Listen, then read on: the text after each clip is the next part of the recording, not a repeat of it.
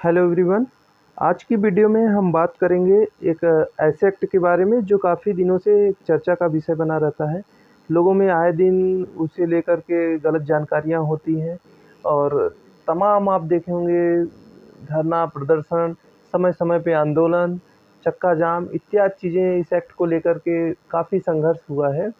और हम साथियों बात कर रहे हैं आज एससी-एसटी एक्ट के बारे में, जिसे अनुसूचित जाति, अनुसूचित जनजाति अत्याचार निवारण अधिनियम 1989 के नाम से भी जाना जाता है।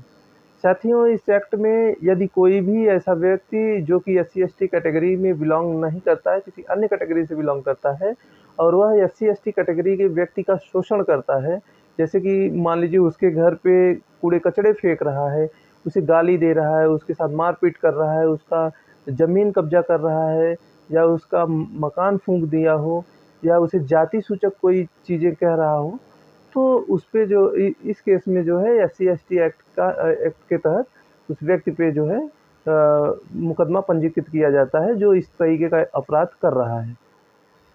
इस एक्ट में कई संशोधन भी होते रहे हैं समय-समय पे, जैसे कि 2015 में एक संशोधन हुआ, फिर 2018 में संशोधन हुआ था जिसमें कि यह अमेंडमेंट लाया गया कि मान लीजिए कोई भी एससी-एसटी कैटेगरी का व्यक्ति अगर जाता है तो जो उसकी तुरंत एफआईआर लिख ली जाती है, उसे न लिख कर के पहले मौके की जाँच हो और जाँच के बाद एफआईआर लिखा जाए।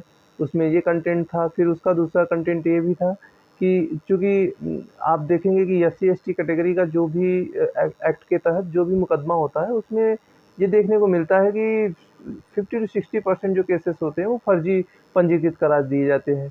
कोई भी व्यक्ति है जो है उसके ऊपर जो है फर्जी ढंग से मुकदमा लिखवा दिया गया है एससी-एसटी एक्ट एक्ट के तहत। तो उसमें जो है दूसरा ये था कि उसमें एक प्रावधान लाया जाए जिससे कि व्यक्ति एंटीसिपेटरी बेल पा सके। चूँकि इस केस में होता ये है कि ये केस लोअर कोर्ट से हैंडल ही नहीं होता। अगर एससी-एसटी एक्ट के तहत आपके ऊपर मुकदमा पंजीकृत हुआ है, तो आपको सीधे जो है हाई कोर्ट जाना पड़ता है उसमें। तो साथियों, इसे लेकर के काफ़ी आंदोलन हुआ। 2018 में काफ़ी धरना प्रदर्शन के बाद फिर से जो है सुप्रीम कोर्ट को भी ये लगा कि मान लीजिए कोई भी अन्य कैटेगरी का भी अगर व्यक्ति है, उसके ऊपर अगर कोई संज्ञेय अपराध होता है तो उसमें प्रावधान है कि संज्ञेय अपराध का तुरंत तत्काल प्रभाव से एफआईआर लिखा जाता है। तो यही अपराध अगर किसी एससी-एसटी कैटेगरी के व्यक्ति के साथ हो गया, तो उसमें इन्वेस्टिगेशन की क्या ज़रूरत है? फिर उसे तो तत्काल एफआईआर में कन्वर्ट करना पड़ेगा ना। तो सुप्रीम कोर्ट ने भी इसे माना और इस जो है संशोधन को रिजेक्ट कर दिया गया। एज इट इज़ जो है इसे जैसे पहले था वैसे ही आज भी चल रहा है कि अगर कोई भी एससी-एसटी कैटेगरी का व्यक्ति जाएगा एफआईआर करने थाने में तो तत्काल उसकी एफआईआर लिखी जाएगी। कोई इसमें आनाकानी नहीं किया जाएगा जासूसों के द्वारा। अगर वो करते हैं तो उनके ऊपर भी एफआईआर होगी, उनके ऊपर भी मुकदमा होगा। सबसे बड़ी बात इसमें ये है साथियों। और लोगों में जो ये गलत जानकारी है कि एससी-एसटी कैटेगरी के तहत अगर आपके ऊपर मुकदमा हो जाएगा तो आप एंटीसिपेटरी बेल पा जाएँगे, तो वो प्रावधान लाया गया था लेकिन वो पास नहीं हो पाया, तो फिर से एज़ इट इज़ ही लागू हुआ है। तो मतलब आपका एंटीसिपेटरी बेल इसमें हो नहीं सकता। इसलिए कृपया करके अपराध करने से बचें। ये एक स्पेशल टाइप का जो है एक्ट है और इसमें स्पेशल टाइप की सज़ा का प्रावधान है। आप जितना खतरनाक एक्ट करेंगे, जितना खतरनाक आप जो है कृत्य करेंगे इन कैटेगरी के लोगों के साथ, उतना खतरनाक आपको जो है सज़ा मिलेगा। तो इसलिए जो है कृपया करके उनके साथ जो है गलत दुर्व्यवहार ना करें। और इस एक्ट का मोटो भी यही है। यह एक्ट एससी-एसटी कैटेगरी के लोगों के लिए शील्ड का काम करता है, ढाँचे का काम करता है। इस ढाँचे का मतलब भी यही है कि उनको सामाजिक न्याय मिल पाए, वो भी समाज में अपनी एक जगह बना पाएँ और जो उन्हें नीचे की दृष्टि से देखा जाता है, वो उस निगाह से उन्हें न देखा जाए। कुछ लोग कहते हैं साहब अब कहाँ अत्याचार होता है लोगों के ऊपर, अब कहाँ मारपीट होती है उस ढंग से। तो अगर मैं बात करूँ तो अत्याचार वही बता सकता है जिसके ऊपर अत्याचार हो रहा है। वो व्यक्ति अच्छे से महसूस करता है अत्याचार को। साथियों, आज भी ऐसा नहीं है, आज भी जो है ये सारी चीज़ें आपको समाज में देखने को मिल जाएँगी। लोग गिरी दृष्टि से देखते हैं SC/ST कैटेगरी के लोगों को, जबकि ऐसा नहीं करना चाहिए। अगर हम बात करें एक और गलत जानकारी की, तो जो लोगों के बीच में एक भ्रम फैलाया जाता है कि अगर साहब आपके ऊपर SC/ST एक्ट के तहत मुकदमा पंजीकृत हो गया तो आपको जेल ही जाना पड़ेगा, लेकिन ऐसा कुछ नहीं है।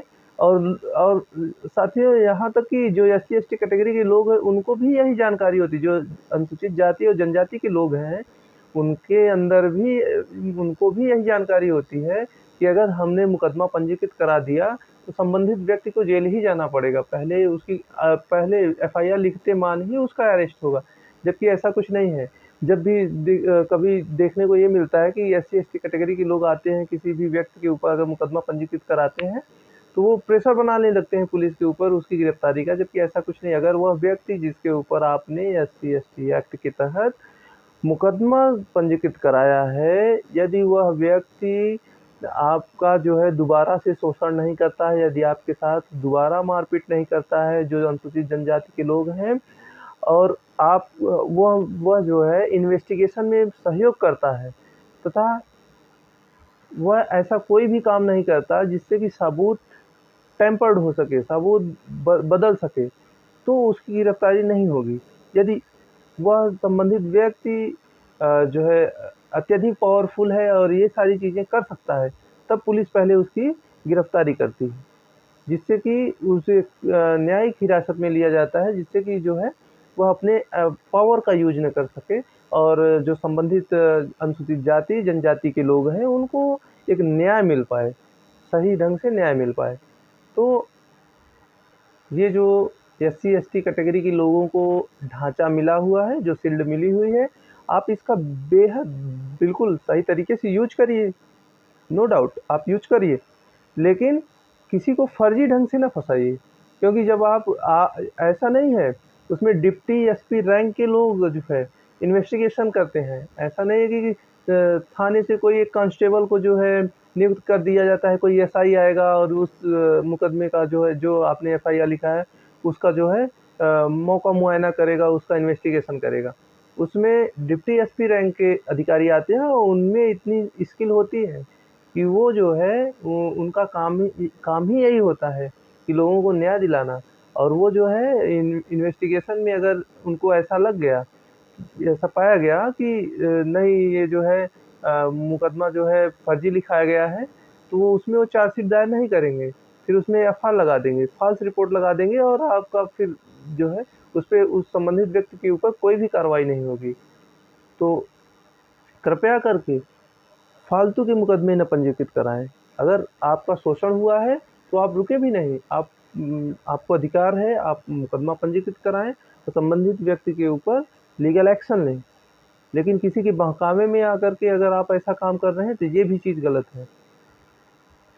साथियों, समाज में एक चीज़ और देखने को मिलता है कि चूँकि जो SC/ST कैटेगरी के अलावा के व्यक्ति हैं उनको मालूम है कि अगर इनके ऊपर अत्याचार करोगे तो जेल जाना पड़ेगा, मुकदमा पंजीकृत होगा। लेकिन जो मुझे देखने को ये मिलता है कि जो SC/ST कैटेगरी के लोग हैं वो अपने ही कैटेगरी के लोगों में चूँकि उनको मालूम है कि उनके ऊपर जो है SC/ST एक्ट लगेगा नहीं, क्योंकि वो खुद ही बिलोंग करते हैं SC/ST, वो खुद ही शोषण करते हैं, वो अपने ही जो है समाज के लोगों का खुद ही शोषण करते हैं। तो कृपया करके आप लोग भी ऐसा न करें, एक दूसरे का सपोर्ट करें और एक पॉजिटिव माहौल क्रिएट करें, जिससे कि समाज का विकास हो, व्यक्ति का विकास हो, व्यक्तित्व का विकास हो और हर व्यक्ति तरक्की के रास्ते पे जाए। तो साथियों, आज की वीडियो में बस इतना ही, बाकी मिलते हैं अगले वीडियो में अगले टॉपिक के साथ।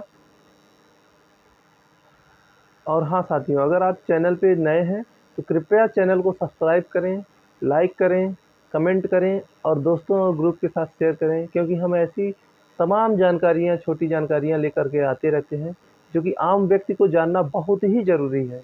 भले ही आप न्यायिक फील्ड से हों या ना हों, लेकिन जो आपका अधिकार है वो आपको हक है जानने का। तो आज के लिए बस इतना ही साथियों, बाकी मिलते हैं अगले वीडियो में। Thank you.